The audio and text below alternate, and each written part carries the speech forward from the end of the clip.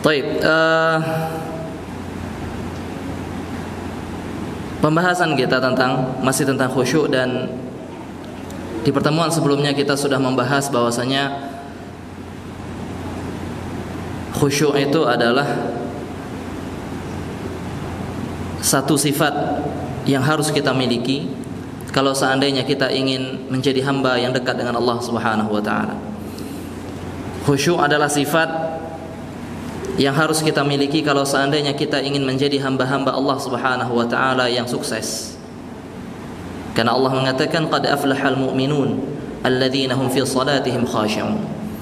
Sukses, beruntunglah orang-orang yang beriman, yaitu orang yang ketika mengerjakan salat mereka khusyuk. Khusyuk merupakan sifat yang harus kita miliki kalau seandainya kita ingin ditolong oleh Allah Subhanahu wa taala dalam menjalani ujian-ujian kehidupan. Karena Allah mengatakan wasta'inu bis-sabri was-salah. Minta tolonglah kepada Allah Subhanahu wa taala dengan mengerjakan salat dan bersabar. Wa innaha lakabiratun illa 'alal khashi'in. Namun ingatlah bahwasanya salat itu berat untuk dilakukan kecuali oleh orang-orang yang khusyuk.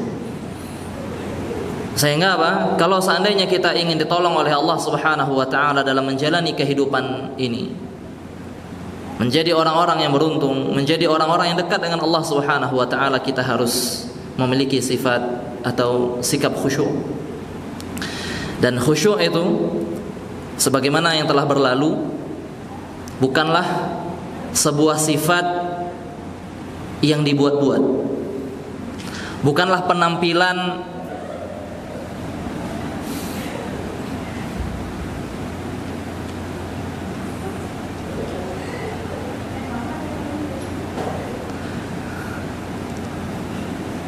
ada acara kayaknya di belakangnya.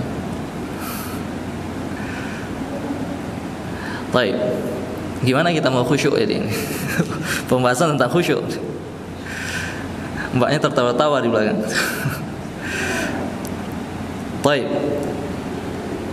sebagaimana yang telah berlalu, kita sudah jelaskan bahwasanya khusyuk bukanlah sebuah sikap atau penampilan yang dibuat-buat.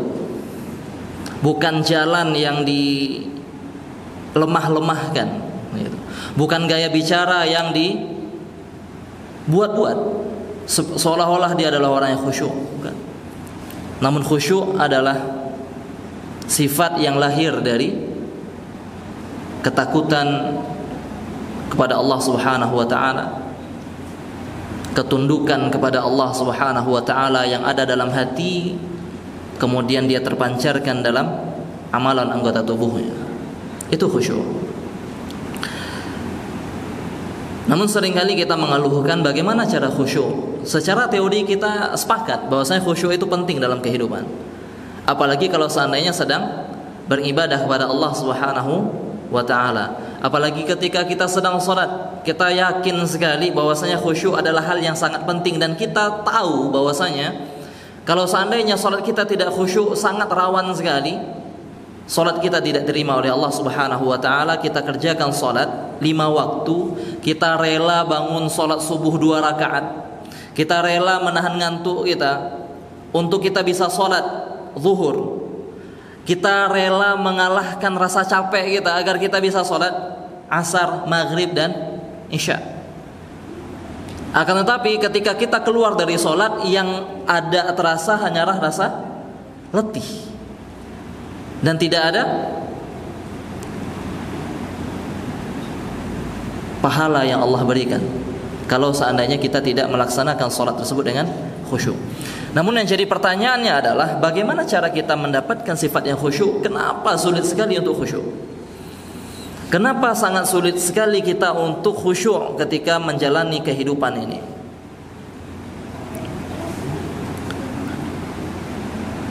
Maka pada malam hari ini Syekh Khalid As-Sabat rahimahullah atau hafizahullah taala, beliau memberikan kepada kita kiat-kiat bagaimana agar kita bisa khusyuk dalam ibadah kita secara khusus dan dalam kehidupan kita secara umum. Kata beliau di sini, yang pertama sekali adalah sadarilah bahwasanya Allah Subhanahu wa taala yattali alaina. Allah Subhanahu wa taala senantiasa memperhatikan gerak-gerik kita. Allah Subhanahu wa taala senantiasa melihat kita. Ya, ketika kita sedang dalam majelis ilmu misalkan, maka Allah Subhanahu wa taala sedang melihat kita. Allah tahu mana yang mendengarkan kajian, mana yang mencatat.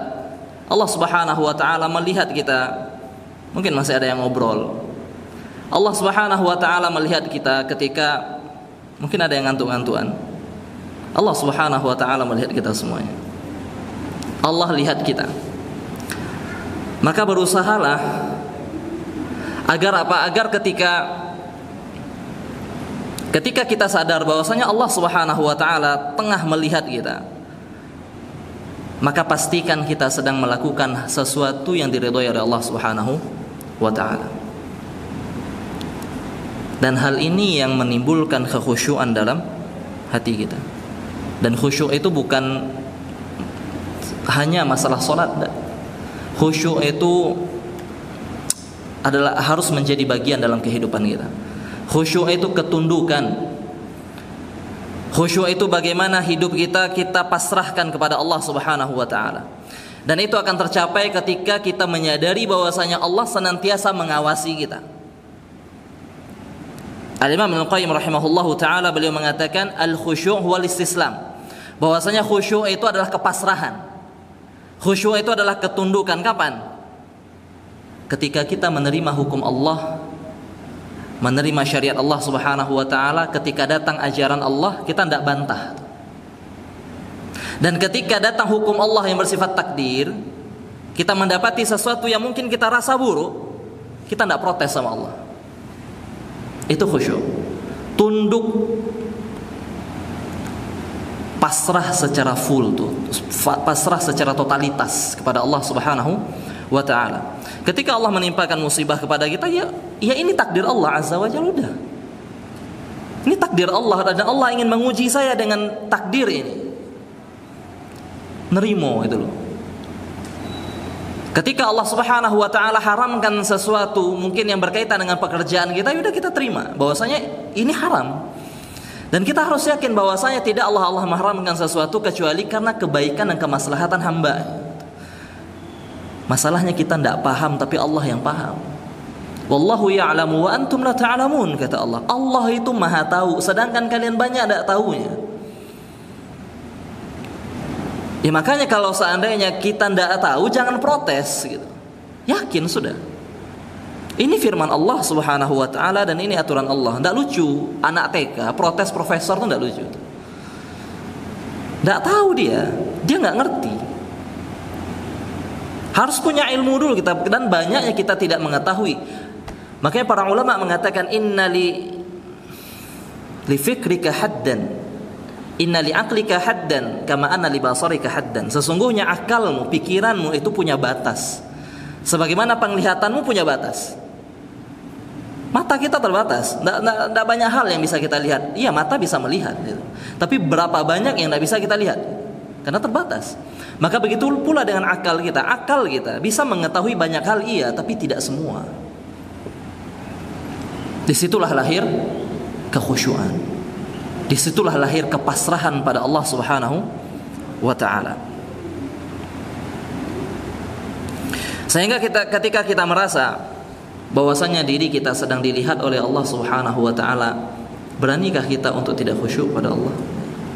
Dalam solat nih, kita merasa bahwasanya kita sedang ada di hadapan Allah Subhanahu wa ta'ala dan Allah lihat kita. Mungkinkah kita masih berani untuk menoleh kiri kanan melihat yang lainnya, sedangkan kita tahu Allah sedang melihat kita. Allah sedang melihat kita. Masih beranikah kita melakukan kemaksiatan ketika kita tahu bahwasanya Allah sedang lihat kita? Allah katakan yastakhfuna minan nasi wa la yastakhfuna minallah. Mereka itu bersembunyi dari pandangan manusia, tapi mereka tidak akan bisa bersembunyi dari pandangan Allah Subhanahu wa ta'ala. Allah senantiasa melihat kita. Kenapa kita malu kalau seandainya kita melakukan hal yang buruk di hadapan manusia? Tapi kita sama sekali tidak pernah merasa malu kalau seandainya kita melakukan sebuah dosa dan Allah lihat kita. Ketika di dalam masjid, tidak ada satupun yang berani, atau dalam masjid ketika kita bersama orang-orang, tidak ada satupun yang berani keluarkan HP-nya, kemudian dia buka YouTube, lalu dia lihat wanita joget-joget tuh bagi laki-laki kan. Atau para wanita dia dengerin gosip tapi di masjid lagi orang rame-rame, kayak cuma yang hilang akal ya kayak gitu tuh. Yang masih waras nggak bakal melakukan itu gitu. Kenapa? Punya rasa malu gitu. Masa tiba-tiba dalam masjid terus terdengar setajam silet, kan nggak lucu gitu. Yang laki-laki nggak mungkin dia lihat TikTok, kalaupun dia lihat dulu ke kiri kanannya ada orang nggak nih gitu. Kemudian dia pura-pura tidur mungkin ya, kemudian suaranya dia kecilin atau dia pakai headsetnya gitu.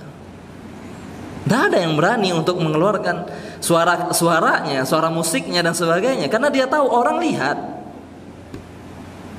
Tapi kalau seandainya kita tidak berani melakukan hal itu di masjid ketika orang-orang memandang kita, atau di dalam kelas saat kita kuliah tuh, kita malu untuk melakukannya.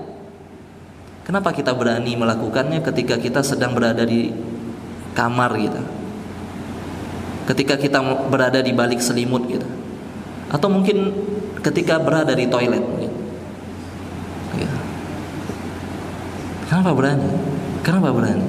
Makanya kemarin pernah lewat satu video tuh, dia mengatakan sebuah anomali atau keanehan di zaman sekarang kalau seandainya ada orang pergi ke toilet dan bawa HP. Serusak itukah zaman ini? Sampai apa? Kalau seandainya ada orang ke kamar mandi, ke toilet tuh, dia buang air besar mungkin, lama waktunya toilet, terus dia ndak bawa HP, itu suatu hal yang aneh.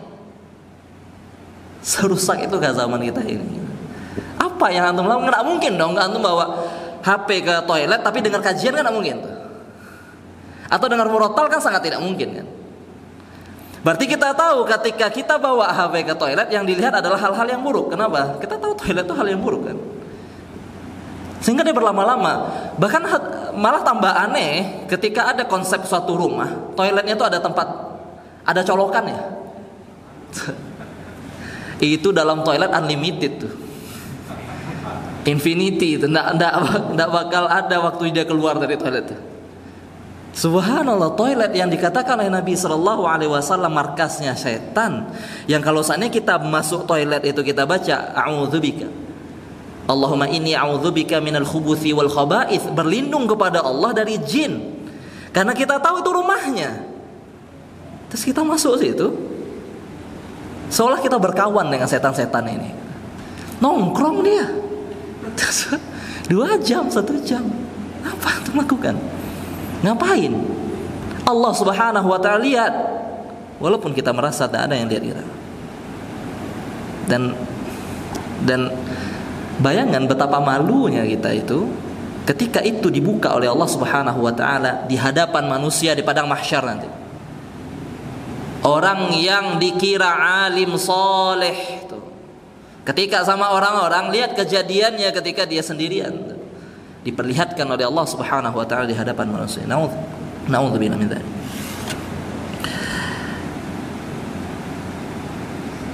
Diriwayatkan dari Ali bin Husain Zainul Abidin,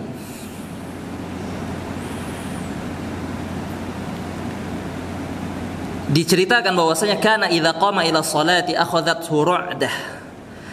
Setiap kali mau salat beliau tuh gemeteran tuh. Setiap kali mau salat beliau gemeteran. Ditanyakan, "Malak, kenapa antum ini?" gitu. Kenapa setiap kali mau salat itu gemeteran gitu? Apa kata beliau? "Matadruna baina yaday man aqum wa man unaji?" Apakah kalian tidak tahu aku ini akan berdiri di hadapan siapa?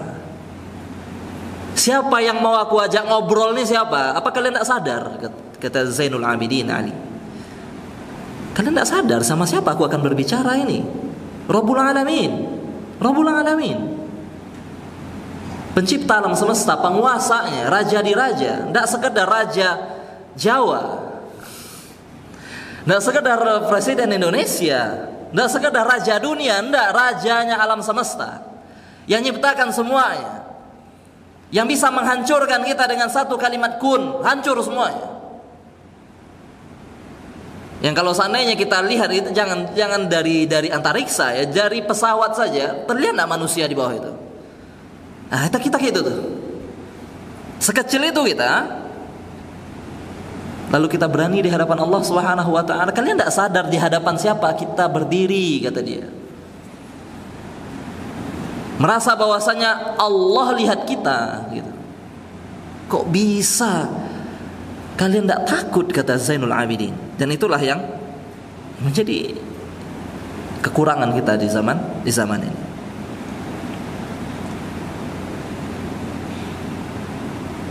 Baik, itu yang pertama. Ya. Rasakan bahwasanya Allah Subhanahu wa taala senantiasa lihat kita. Coba anu rasakan. Ketika berzikir, anu rasakan Allah lihat. Biar tambah semangat zikirnya. Ketika buka HP, terbisik tuh. Syaitan datang membisikkan, coba buka ini, coba buka itu. Ya, coba buka. Apa yang harus kita lakukan? Rasakan Allah lihat, Allah lihat. Hati-hati. Gitu.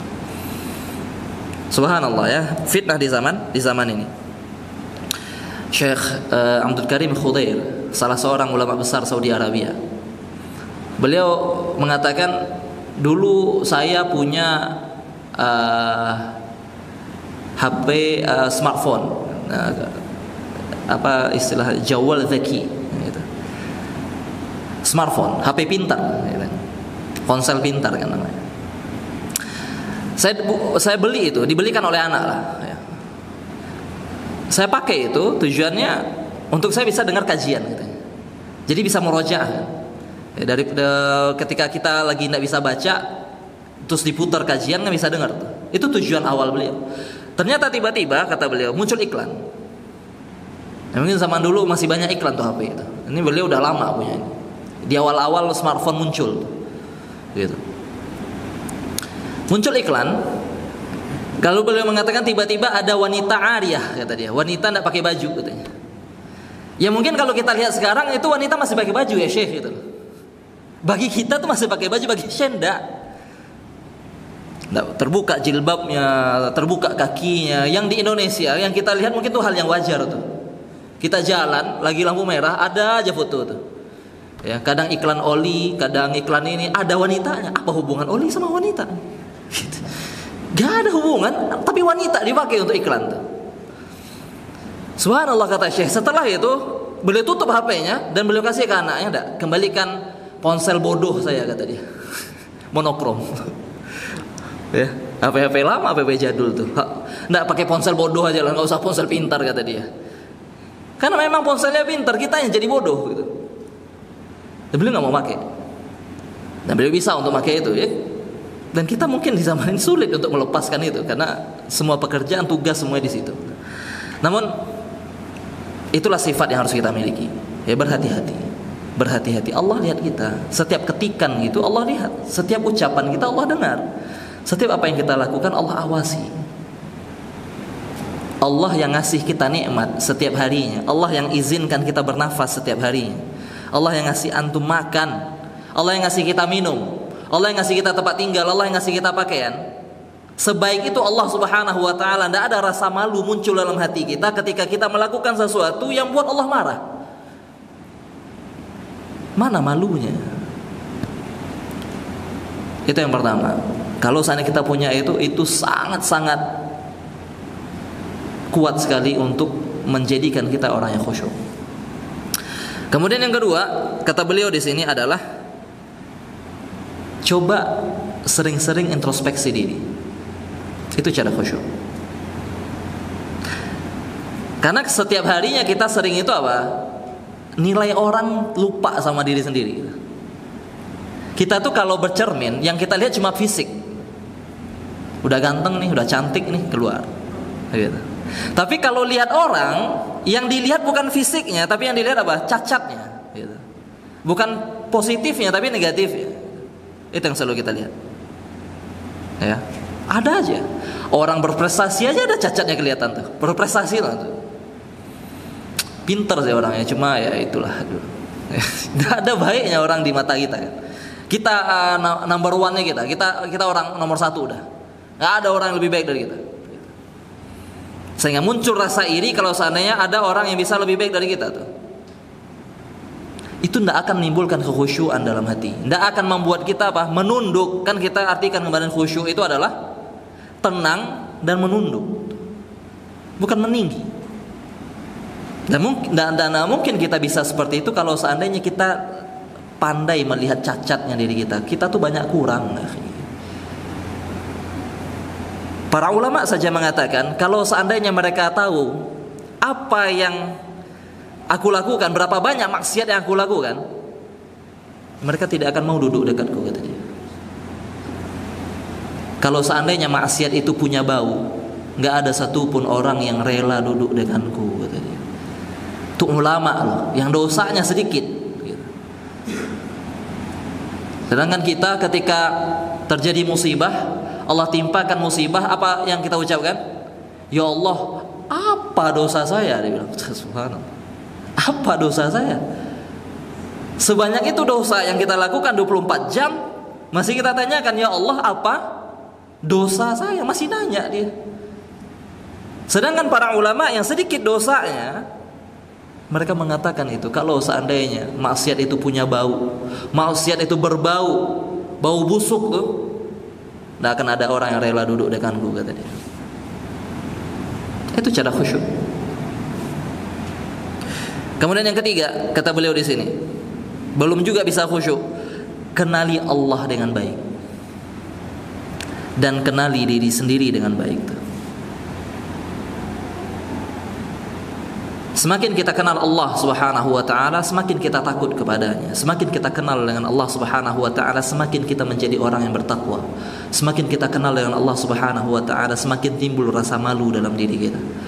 Semakin kita kenal Allah Subhanahu wa taala, semakin khusyuk hati kita. Allah Subhanahu wa taala mengatakan, "Innama yakhsyallaha min ibadihi al-ulama." Hanya orang-orang yang kenal Allah saja yang takut kepadanya. Maka pertanyaannya sekarang, ketika kita santai melakukan maksiat, ketika kita sholat lalu kita tidak khusyuk, kemudian selesai salam, tidak ada beban di hati kita. Wah, tadi tidak ada khusyuk, tidak ada rasa penyesalan. Ketika terlewat waktu sholat, kita harusnya sholat di waktu zuhur, tapi sampai asar belum sholat juga, dan kita santai saja, maka ketahuilah kita tidak kenal Allah. Itu tanda kita sangat-sangat tidak mengenal Allah Subhanahu wa taala.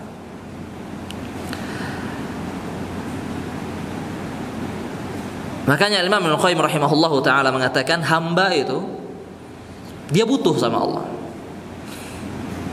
Dan perasaan butuh hamba kepada Allah Subhanahu wa taala itu ada dua jenisnya. Yang pertama itu faqrun ittirari. Mau tidak mau dia pasti butuh sama Allah. Dan ini semua orang pasti seperti itu. Ya, karena memang sifat kita adalah fuqara. Kita itu orang-orang yang butuh Allah. Kalau seandainya Allah tidak berikan kita oksigen ini, kita mati udah. Dalam sisi ini semua orang butuh kepada Allah. Cuman ada hamba-hamba pilihan yang dia merasakan dia butuh kepada Allah Subhanahu wa taala. Dan ini tidak akan muncul, kata Imam Ibnu Qayyim rahimahullah, kecuali kita punya dua ilmu.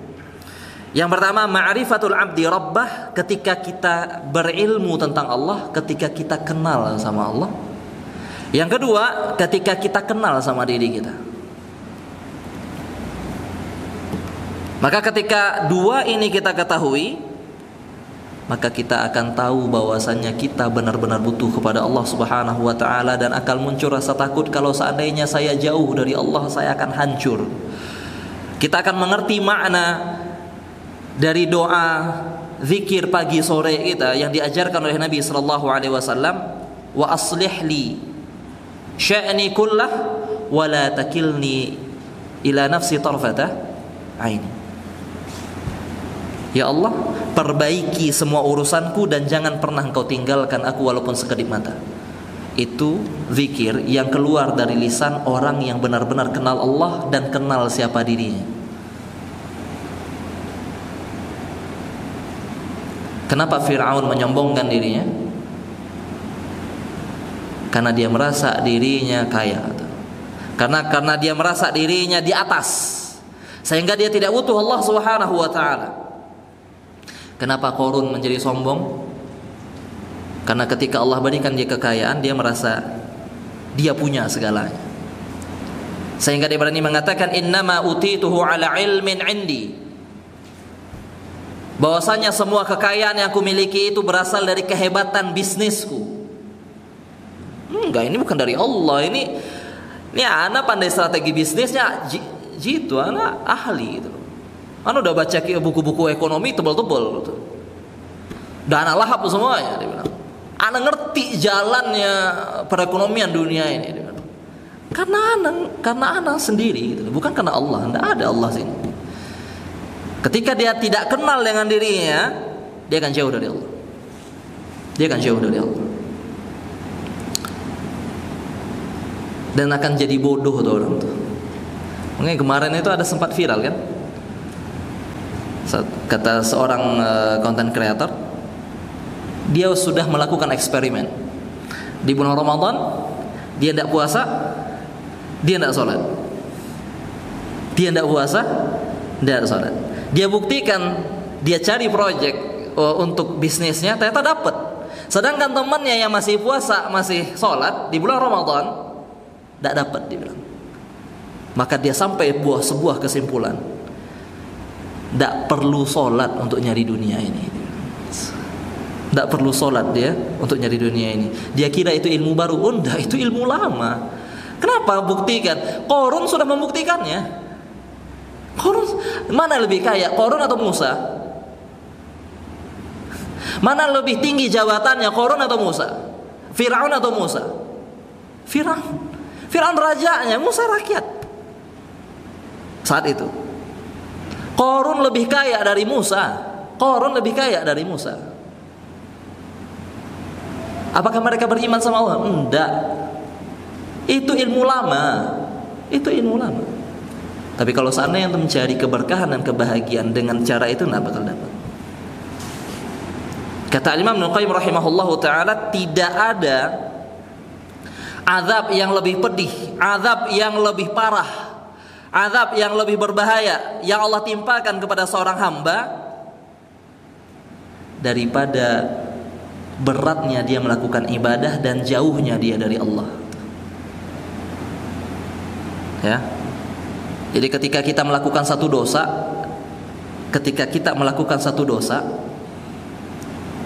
terus kita tambah dijauhkan dari Allah Subhanahu wa taala, Allah tambah nikmat antum. Allah tambah nikmat antum sehingga apa? Antum merasa bahwasanya salat tidak perlu. Akhirnya tambah lama tambah berat salatnya. Dan tambah lama tambah jauh antum dari salat, tambah jauh dari Allah Subhanahu wa taala, lalu kita merasa Allah sayang sama anda. Kata itu azab. Ustaz, anak tidak sholat, biasa-biasa aja hidup anak. Anak tidak sholat, lihat, anak bisa beli mobil lagi. Tetangga anak tiap hari dia sholat, tidak sholat wajib aja, sholat tahajud, sholat duha. Dia bilang, dari rumah itu udah mau rubuh tuh. Jangankan dia Ustaz, atap rumah aja udah mau sujud tuh. Jangankan dia, atap rumah aja mau sujud dia. Karena ngikutin dia. Lihat anak, masya Allah dia. Mana orang dapat nikmat? Orang tadi Allah berikan dia, Allah tahan rezeki ya, Allah tahan hartanya karena Allah tahu ini orang kalau diberikan kekayaan jadi orang kayak gini nih gitu. Sedangkan kita melakukan maksiat ditambah oleh Allah Subhanahu wa taala kenikmatan, semakin lama semakin jauh kita, itu azab. Dalam kondisi itu Allah cabut nyawa kita, selesai. Finish. Hancur udah. Apa? Terus apa? Mau mobil sebanyak itu mau apa? Mau antum kubur sama antum di kuburan, enggak ada ahli waris mana mau? Enggak ada. Kita tinggalkan semuanya. Siapa yang akan nolong? Enggak ada yang nolong. Ya, bahkan anak istri pun, ya, keluarga, sahabat terdekat antum, ya itu kebanyakan apa? Datang ke kuburan, dia ngerokok dia. Enggak doain. Anak lihat, masya Allah ya. Ketika ada meninggal, anak-anak muda meninggal, disolatin. Yang nolatin siapa? Takmir masjid. Temannya di mana? Di luar. Ngapain nungguin parkiran sambil ngerokok? Sahabat loh padahal nih. Sahabat padahal. Itu yang kita cari itu. Itu azabnya tuh. Itu azabnya.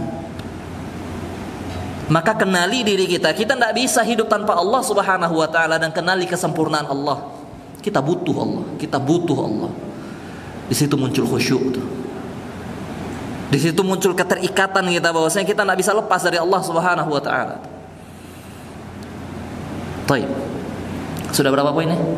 3. Yang keempat, ketika ibadah, contoh yang sholat, rasakan itu sholat terakhir. Rasakan itu ibadah terakhir, rasakan itu hari terakhir hidup. Antum rasakan malam ini terakhir hidup.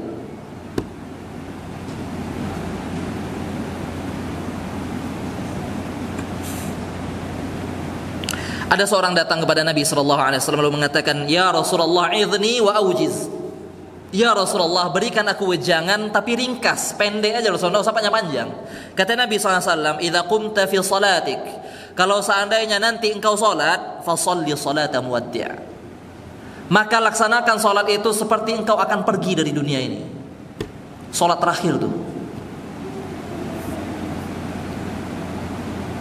Dalam hadis yang lainnya Nabi SAW mengatakan, "Udhkuril mauta fi salatika." Ingat kematian ketika antum salat.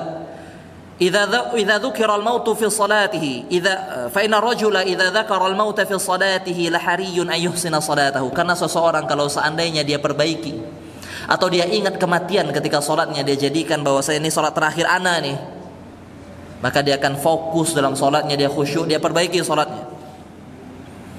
Wa shalli salata rajulin la yadhunnu annahu yusalli salatan ghairaha. Lakukanlah salat seolah-olah antum tidak salat lagi setelah ini. Itu cara khusyuk. Kematian itu tidak ada tanda-tandanya. Ada mungkin beberapa orang itu ada yang Allah berikan nikmat, dia matinya ada tandanya, sakit dulu. Tapi banyak orang yang meninggal tidak ada tanda-tandanya.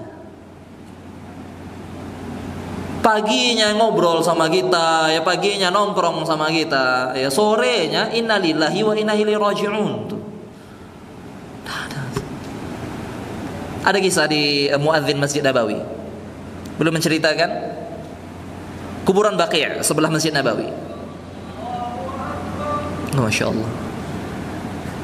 Ada azan selain muadzin. Tidak bisa dimatikan.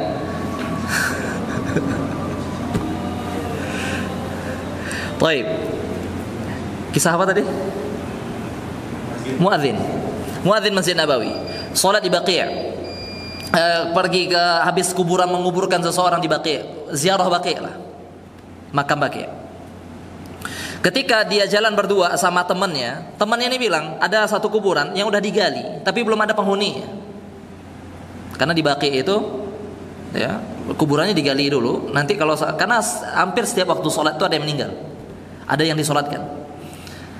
Dia lewat satu kuburannya dia lihat sama temannya ini, luas dia kuburannya. Ini kata dia, ini beruntung kali orang dapat kuburan ini. Dia bilang, kenapa? Kaplingannya agak besar dikit nih. Dia bilang. Itu dia ngomong asar. Habis asar dia ziarah Baqi'. Kata muadzin ini, maghribnya temannya ini disolatin dan dia dikuburkan di tempat yang dia bilang tadi. Sorenya habis asar dia ziarah Baqi'. Terus dia lihat satu kuburan, dia katakan, "Wih, gede banget nih kaplingnya nih." Bilang, "Wih, beruntung kali orang kau dapat ini, dapat kuburan ini." Dia muji kuburannya sendiri. Maghribnya dia meninggal dan dia dikuburkan di situ. Ternyata kuburan itu digali untuk dia. Makanya ada sebuah syair mengatakan, bagaimana kita setiap malam beraninya kita menentang Allah Subhanahu wa taala, melakukan maksiat, padahal di sana kain kafan kita sedang dijahit. Kita tidak tahu kan? Ada orang lagi jahit kain kafan, tuh kain kafannya untuk kita padahal. Kita tidak tahu. Ya, siapa yang jamin antum? Anak-anak muda biasanya ya, kita masih muda ini biasanya apa? Tertipu dengan masa muda. Kenapa? Lihat orang tuanya masih hidup. Orang tua 60 tahun, 70 tahun, dia kira dia sampai orang tuanya.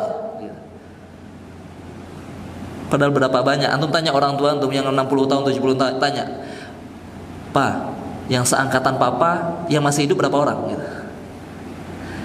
Banyak temannya udah mati di masa mudanya. Ini orang-orang spesial yang hidup di hari tuanya. Kita belum tahu sampai umur segitu. Belum tahu. Orang tua bisa lewat itu. Kenapa kita tertipu? Karena apa? Karena kita lihat orang-orang tua banyak yang hidup, padahal teman-temannya mati pas mudanya, dan kita tidak lihat.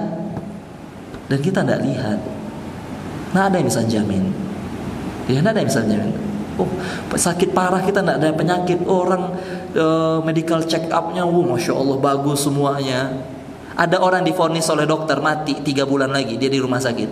Ada orang keluar dari rumah sakit, medical check up-nya bersih, ginjalnya, semuanya rapi. Dia pulang tabrakan meninggal duluan. Yang divonis dokter masih hidup. Yang divonis dokter tidak lama lagi pak, dia bilang, masih hidup dia. Yang tadi kata dokternya, bagus pak, 4 jempol untuk bapak, dia bilang, karena bersih, dia bilang. Ya, dia minum herbal tiap hari, olahraga, fitness dan sebagainya dia. Ada orang fitness kemarin apa? Meninggal karena pas angkat beban, kena lehernya patah. Dia dia nge-gym untuk cari kesehatan biar lama hidupnya. Pas dia lagi ngangkat beban mati dia. Ini bukan berarti anda nggak nge-gym ya. Ini viral lagi nih, orang-orang nge-gym nanti marah lagi nih. Tapi itu kejadian fakta. Maksudnya apa? Dalam artian kita memang berproses, kita memang mencari cara untuk sehat. Itu ikhtiar, itu sebab. Tapi tidak ada yang jamin, tidak ada yang jamin, tidak ada yang jamin. Ya, maka jadikan hari itu hari terakhir hidup kita. Karena bisa jadi iya gitu loh. Karena bisa jadi iya. Makanya Nabi SAW tuh sering-sering nyuruh kita apa? Ziarah kubur. Sekarang kita jarang ziarah kubur. Kenapa? Angker. Konten-konten horor orang ziarah kubur, uji nyali dia. Dulu diajarkan kita ziarah kubur untuk ingat mati. Sekarang orang jadi takut. Itu makar-makar syaitan tuh. Ya, makar-makar syaitan. Itu dibisik-bisikin tuh sama konten-konten kreator tuh apa? Bikin konten di kuburan biar apa? Pada takut orang ke kubur. Kaum muslimin takut kuburan. Takut kuburan. Utsman bin Affan berdiri di kuburan lalu menangis. Ditanyakan, "Kenapa engkau menangis ya Utsman?" Kata Utsman bin Affan, "Sesungguhnya kuburan itu awal perjalanan manusia setelah kematiannya. Kalau di sini saja dia selamat, insya Allah setelahnya dia selamat. Tapi kalau di sini saja sudah hancur ya, di sini saja udah diazab dia, gimana di akhiratnya?" Ingat akhirat, ingat kematian. Ya, kita masih hidup di dunia, kita butuh dunia, kita masih bekerja untuk dunia kita. Iya, tapi ingat bahwasanya kehidupan sebenarnya itu adalah akhirat. Antum gaji berapa puluh juta, antum berusaha sekarang nih anak rajin-rajin belajar lah biar lulus dapat di perusahaan-perusahaan besar. Antum diterima, alhamdulillah. Ketika antum berangkat kerja ditabrak mobil mati, belum dapat gajian. Belum gajian. Itu yang diperjuangkan dari SD itu. Dibisikin sama orang tuanya, antum besok sukses gaji gede. Itu dia mindset dia kayak gitu. SMP-nya kayak gitu, dia rajin belajar, SMA-nya, kuliahnya, masya Allah. Ikut organisasi ini, organisasi itu, punya relasi banyak sama bos-bos perusahaan, masya Allah. Mau gajian mati, mana masa depannya? Tidak ada yang jamin, tidak ada yang jamin. Lebih yakin kematian itu daripada masa depan kita. Nah itu yang hal-hal yang perlu kita pikirkan agar kita bisa khusyuk dalam kehidupan kita. Wallahu taala a'lam. Ada pertanyaan enggak? Tidak ada pertanyaan ya. Udah khusyuk soalnya ya. Insyaallah. Ya mungkin ini yang bisa kita bahas pada malam hari ini ya. Barakallahu fikum, semoga Allah berkahi pertemuan kita pada malam hari ini. Jangan lupa ya bahwasanya kita butuh khusyuk itu. Khusyuk itu yang akan membawa kita kepada kebahagiaan. Ya, khusyuk itu yang akan khusyuk adalah hubungan ya. Hubungan yang erat dengan Allah Subhanahu wa taala. Ketika kita khusyuk, di saat itulah kita mengerti ya bagaimana kita harusnya memiliki hubungan dengan Allah Subhanahu wa taala. Itulah tingkat muhsin, itulah tingkat ihsan yang Rasulullah SAW sabdakan. Itulah yang Allah katakan, innallaha yuhibbul muhsinin. Sesungguhnya Allah mencintai orang-orang yang muhsin. Barakallahu fikum, subhanakallah bihamdika asyhadu an la ilaha illa anta astaghfiruka wa atubu ilaik. Assalamualaikum warahmatullahi wabarakatuh.